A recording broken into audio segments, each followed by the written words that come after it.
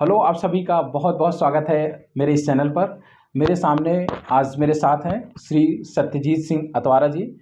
बहुत सीनियर प्रवक्ता रहे हैं प्रगतिशील समाजवादी पार्टी के। उसके अलावा भी बहुत सारी पार्टियों में प्रवक्ता के तौर पे काम किए हैं। इनको आध्यात्मिक ज्ञान बहुत है, बहुत पढ़ते लिखते हैं। आज ये मेरा सौभाग्य था, सर के साथ मिलने का मौका प्राप्त हुआ।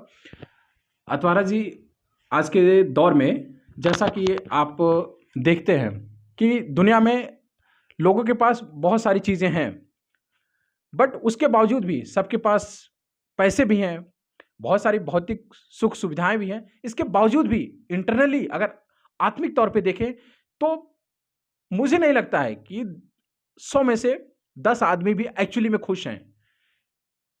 तो समाज को आप क्या संदेश देना चाहते हैं? आपके शब्दों में अगर मैं पूछूं कि क्या ऐसा कुछ करें, ऐसी कुछ 2-3 बातें बताइए कि इंसान उससे उन चीज़ों को ध्यान में रख के अपनी नेगेटिविटी से दूर हट सकता है और अपनी ज़िंदगी में खुश रह सकता है।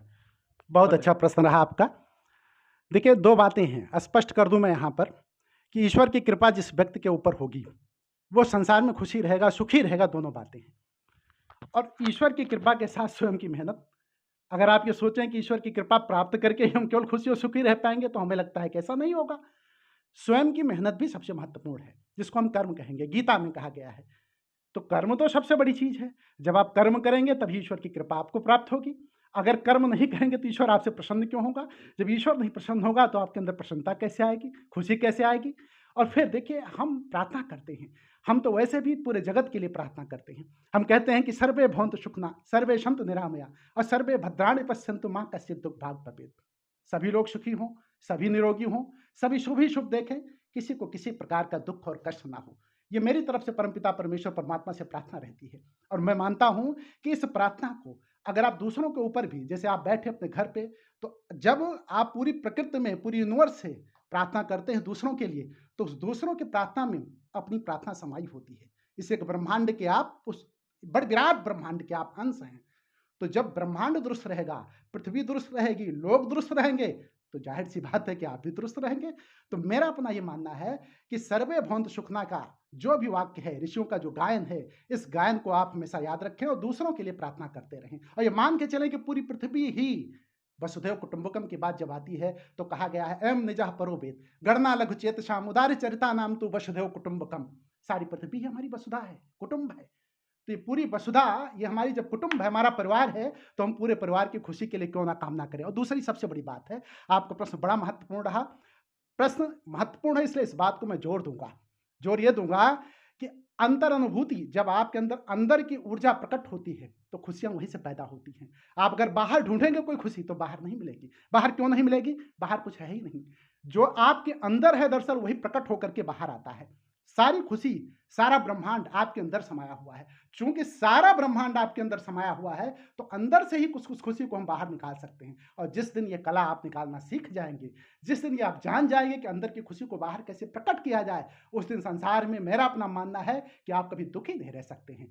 सुख, संपन्नता, वैभव, समृद्धि सब कुछ आपके पास होगी। तो मेरा अपना ये मानना है कि हर व्यक्ति जो खुशियां चाहता है, अपने परिवार को, स्वयं को, अथवा फिर अगल बगल, अड़ोस पड़ोस, हम तो कहते हैं पूरी वसुधा की बात मैं करता हूं, तो उसके लिए चाहिए कि ईश्वर से प्रार्थना करे, ईश्वर से अनुनय करे, विनय करे, विनती करे। और प्रार्थना करने के साथ साथ इस बात का ध्यान रखे कि अपने अंदर की जो ऊर्जा उसको प्रकट करे। और अपने अंदर की ऊर्जा प्रकट करने के लिए क्या करना चाहिए? अपने अंदर की ऊर्जा प्रकट करने के लिए हमें ध्यान, चिंतन, मनन, प्रार्थना, अभ्यर्थना, अर्चना, पूजा, ये सारी चीज करनी चाहिए। अगर आप ये सारी चीज करोगे तो निश्चित मान करके चलिए कि आप इस जगत के सबसे धन्य प्राणी होंगे। इसमें कोई दो राय नहीं। ये सारे प्रश्न का उत्तर शायद आपका आ चुका है। बिल्कुल, मैं भी 100 नहीं, 101% अतवारा जी की बात से सहमत हूँ। मेरा भी अपना मानना बिल्कुल सही बात है। कुल मिला के मुझे जो लगता है, जो मुझे समझ में आया अतवारा जी, अ, इस सारे इंटरव्यू या आपकी सारी बातों का निचोड़ यही है कि हम जो कुछ खुद के लिए चाहते हैं, सबसे पहले हमें वही चीज़ दुआ, वही प्रार्थना दूसरों के लिए करनी पड़ेगी। क्या मैं सही कह रहा बिल्कुल, हूँ? बिल्कुल। जब आप दूसरों को कुछ देते हैं, तो वही चीज़ वापस आपको मिलती है। न्यूटन का गतिविषय तृतीय नियम है कि हर क्रिया के विपरीत एवं बराबर दिशा में प्रतिक्रिया होती है। आप पत्थर फेंकोगे तो पत्थर आपको मिलेगा, आप गाली दोगे तो गाली आपको मिलेगी, आप किसी को मार कर देखो, कुछ दिन बाद आपको मार पड़ेगी। मेरा अर्थ है कि जो आप देते हैं, वही आपको वापस मिलता है, इसमें कोई दो राय नहीं है। इसलिए आप शुभ सोचें, अच्छा सोचें। अगर अपने मन में अच्छे विचार लाते हैं लोगों के प्रति, तो निश्चित मान के चलिए कि वो चीज़ रिटर्न होकर के आएगी।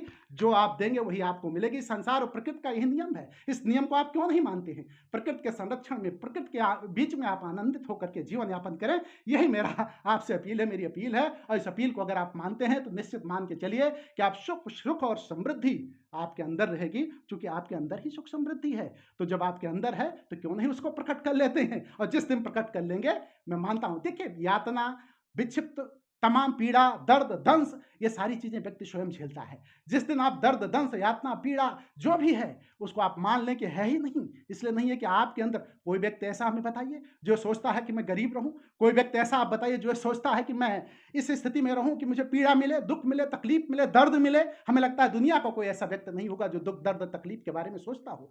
तो जब आप ये सोचते नहीं, तो क्यों नहीं अपने मन के अंदर की इस बात को प्रकट करते हैं? मन ही सबसे प्रबल चीज है। मन को मजबूत करना होगा। जिस दिन आप मन को मजबूत करना जान जाएंगे, आप निश्चित मान लीजिए कि उस दिन आप सबसे शक्तिशाली प्राणी होंगे इस संसार के। इसमें भी कोई संशय नहीं है, क्योंकि मनवय आपे जगत बना के ऊंच नीच तन पाया, मनवय सबको भरमाया, मनवय आया जाया। मन ही शक्तिशाली है। मन के संकल्प से ही सारी चीजें प्रकट होती हैं, पैदा होती हैं, और आगे आपको जो स्थान मिलता है, वो भी मन के संकल्प से ही मिलता है। तो मन को आप प्रबल कीजिए, मन को शक्तिशाली कीजिए, और इस शक्तिशाली मन के जरिए, क्योंकि मन ही सब कुछ है। कबीर से पूछा गया कि कौन ज्ञान है, कौन ध्यान है, को है पारख बानी, और काहे लिए तुम ज्ञान कूटत हो, को है अंतर्यामी। तो कबीर ने ही उत्तर दिया, मने ज्ञान है, मने ध्यान है, मनोय पारख बानी, और मनोय लिए हम ज्ञान कूटत मोर मनोय अंतर्यामी। मन के लिए हम कूटते, पीटते, छांटते हैं, मन की ही साधना करते हैं। मन जब ऊर्ध्वत हो जाता है, तेल धारावत हो जाता है, तब हमारा मन जब स्थिर हो जाता है, तो उस समय हमें अंतर अनुभूति की प्राप्त होती है। मैं इस वीडियो को 2 चीज़ों के साथ आपके पास छोड़ के जा रहा हूँ। मुझे जो समझ में आया, अतवारा जी, जो मैं थोड़ा बहुत इनको जानता हूँ, बहुत अच्छे इंसान हैं, and he has huge knowledge. बहुत ज्ञान है इनको, बहुत सारी चीज़ें मेरे साथ शेयर करते हैं। बस मैं आपको एक ही चीज़ कहना चाहूँगा, माय एडवाइस टू यू, मेरी आपको सलाह सिर्फ यही है कि सुनता तो हर आदमी है, बहुत सारी चीज़ें सुनते हैं हम, कोई पहली बार नहीं है। बस एक चीज़ करिएगा आप, अगर आप लोग हम लोगों को प्यार और सम्मान देते हैं, सुन लिया आपने, बस इस चीज़ को एग्जीक्यूट जरूर करिएगा। इन्हीं बातों के साथ अतवारा जी का बहुत बहुत धन्यवाद। बहुत सर, बहुत धन्यवाद। हम लोग फिर आपको से मिलेंगे। बहुत बहुत धन्यवाद। धन्यवाद।